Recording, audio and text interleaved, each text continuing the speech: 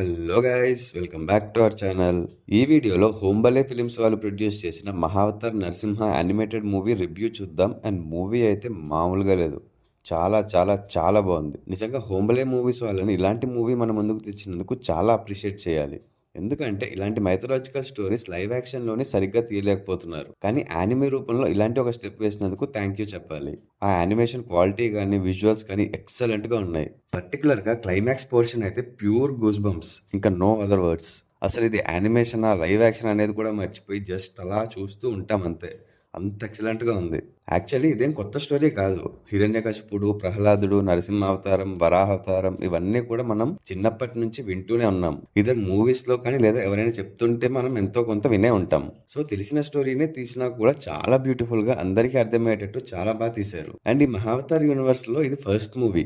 And ఇక్కడ నుండి 2 years కి ఒక మూవీ రిలీజ్ చేస్తామని చెప్పారు. శ్రీ మహావిష్ణువు దశావతారాల గురించి యూనివర్స్ లో ఒక్కో మూవీలో ఒక్క అవతారం గురించి చెప్తారు. ఈ మహావతార్ నరసింహ మూవీలో మనం వరాహావతారం, నరసింహావతారం చూసాం. నెక్స్ట్ పరశురామ అవతారం రాబోతుంది.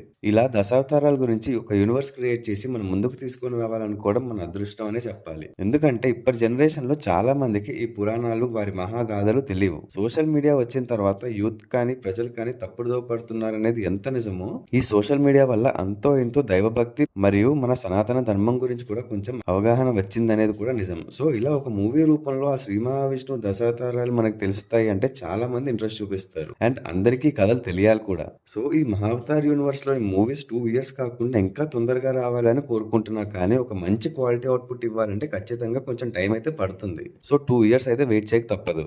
ఇంకా ఈ మూవీలో విజువల్స్ అయితే చాలా బాగున్నాయి. యానిమేషన్ క్వాలిటీ కూడా చాలా కేర్ తీసుకొని కొంచెం కూడా మిస్టేక్ లేకుండా చేశారు. ఆ క్యారెక్టర్ డిజైన్స్ కూడా అప్పట్లో రాక్షసులు ఎలా ఉండేవారు, ఎంత హైట్ ఉండేవాళ్ళు అనేది కూడా చాలా పర్ఫెక్ట్ గా చూపించారు. స్టార్టింగ్ నుంచే మనకి ఆ స్టోరీలోకి తీసుకెళ్లిపోతారు. అండ్ మూవీ స్టార్ట్ అయిన ఒక హాఫ్ అన్ అవర్ లో ఒక క్రేజీ యాక్షన్ సీక్వెన్స్ వస్తుంది. అదే హైలైట్ అనుకుంటే ఇంకా క్లైమాక్స్ లో ఆ నరసింహ అవతారం వచ్చాక ఇంకా పూనకాలే. ఆల్మోస్ట్ ఒక 20 minutes కన్నా ఎక్కువే ఉంటుంది సీక్వెన్స్ అంతా.